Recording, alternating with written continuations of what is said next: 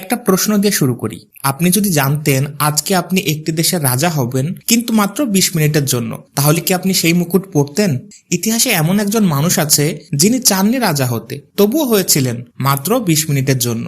এরপর একটি সিদ্ধান্তের জন্য তাকে বাকি জীবনটা নির্বাসনে কাটাতে হয়েছিল। এটা কোনো রূপকথার গল্প নয়, এটা ঘটেছিল 1830 সালে ফ্রান্সে, এবং এই ঘটনাটা গ্রিনিজ ওয়ার্ল্ড রেকর্ডে লেখা আছে পৃথিবীর সবচেয়ে কম সময়ের রাজা হিসাবে।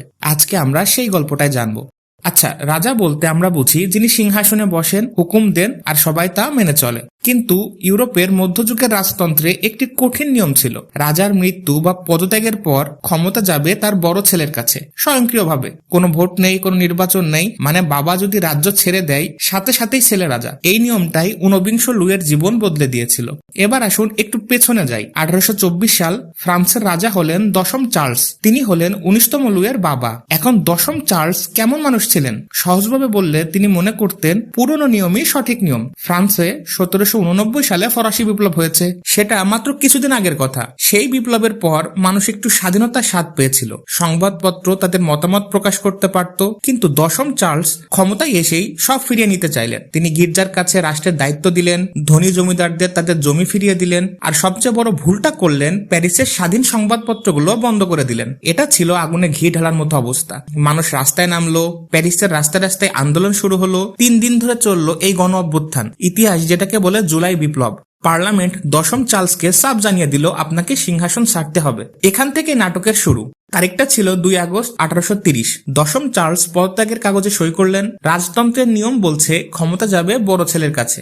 আর সেই মুহূর্তে বড় ছেলে লুই আতোয়ান, যিনি হলেন 19 লুই, তিনি স্বয়ংক্রিয়ভাবে ফ্রান্সের রাজা হয়ে গেলেন। কিন্তু পার্লামেন্ট চায়নি 19 লুই যেন দেশের রাজা হোক। তারা চেয়েছিল সেই রাজ পরিবারের আরেকজন লুই ফিলিপ যেন দেশের রাজা হয়। এখানেই পার্লামেন্ট একটু চালাকি করে। তারা ঘোষণা করলো সিংহাসন এখন খালি, কারণ মূল রাজবংশ পদত্যাগ করেছে। এখন জাতির প্রতিনিধি হিসাবে আমরা ঠিক করব কে রাজা হবে। এখানে একটি গুরুত্বপূর্ণ বিষয় জানা দরকার। ফ্রান্সের রাজ পরিবারের নাম ছিল হাউস অব বুরবন। সেই পরিবারের সদস্য হচ্ছে লুই ফিলিপ। মনে করুন এক দাদার 2 ছেলে।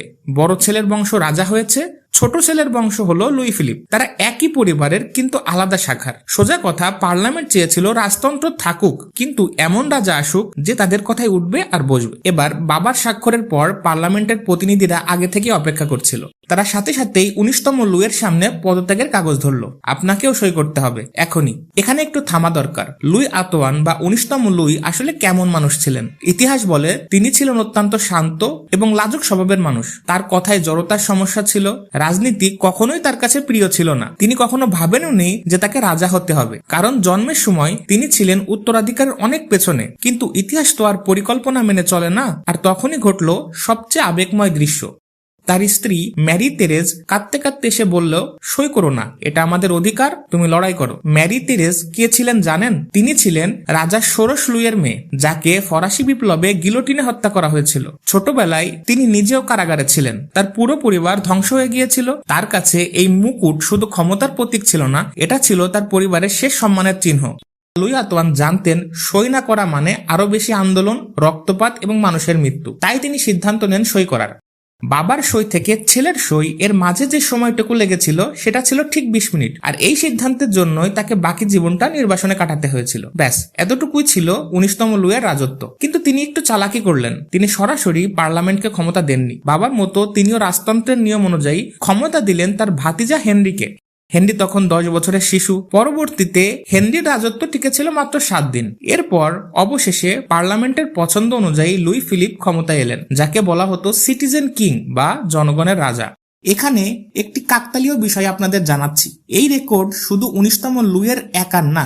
ইতিহাসে আরেকজন আছেন যিনিও প্রায় 20 মিনিটের জন্য রাজা হয়েছিলেন। 1908 সালে পর্তুগালের রাজা কার্লোস মারা যায় আততায়ীর গুলিতে। সেই একই হামলায় তার ছেলে ক্রাউন প্রিন্স লুই ফিলিপ গুলিবিদ্ধ হন।